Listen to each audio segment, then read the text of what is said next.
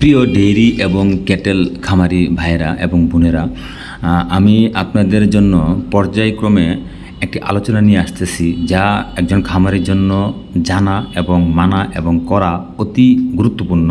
না হয় আপনারা এই লোকসানের পাল্লায় পড়তে হবে। দেখেন, আমরা খামারি যারা আছি, যারা গরু লালন পালন করি, মোটা তাজার বলেন বাকি দুধের বলেন, যেই ক্যাটাগরির আমরা ফার্ম করি না কেন, আমরা যখন গরুগুলা কিনি এবং ফার্ম প্রস্তুত করি এবং জায়গা নির্ধারণ করি, খাদ্য ম্যানেজমেন্ট, আনুষঙ্গিক সব কিছু মিলিয়ে আমি হিসাব করে বের করেছি 60টি ভুল আমরা সচরাচর করে থাকি।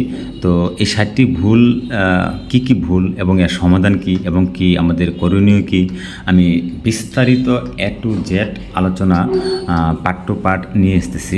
60টি আলোচনার জন্য 60টি ভিডিও আকারে আপনাদের মাঝে আমি উপস্থাপন করব। আশা করি আপনারা উপকৃত হবেন। তো আপনারা যদি ইন্টারেস্টেড হন আমার এই আলোচনাতে বা কি এই বিষয়ে জানতে, যদি উপকার মনে করেন, ভালো মনে করেন, তাহলে অবশ্যই লাইক, কমেন্ট এবং শেয়ার করবেন, যাতে করে আরও অনেক খামারি ভাই সতর্ক হন এবং কি এই ভুলগুলো থেকে বিরত থাকেন। তো সুতরাং আমি ইনশাল্লাহ কালকে থেকেই পর্যায়ক্রমে আলোচনা শুরু করব। আশা করি ইনশাল্লাহ আপনারা আমার এই ভিডিওটি রেগুলার দেখবেন এবং কি আমাকে উৎসাহিত করবেন। আপনারা যতটুকু উৎসাহিত করবেন, আমি ততটুকু ভালো মানের এবং কি প্রয়োজনীয় যে গুরুত্বপূর্ণ যে তথ্যগুলো, এই তথ্যগুলোই আমি আপনাদের মাঝে তুলে ধরবো। আমি ওয়াদা করতেছি এবং প্রমিস করতেছি।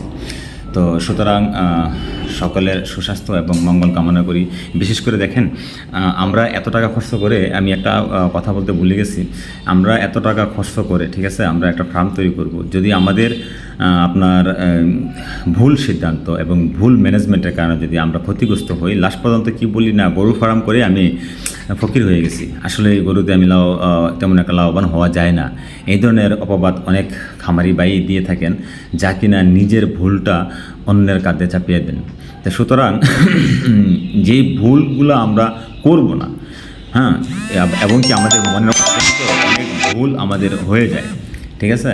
তো এই ভুলগুলো জাস্ট আমি আপনাদেরকে স্মরণ করে দেব। আশা করি পাশে থাকবেন। ধন্যবাদ সকলকে। আসসালামু আলাইকুম।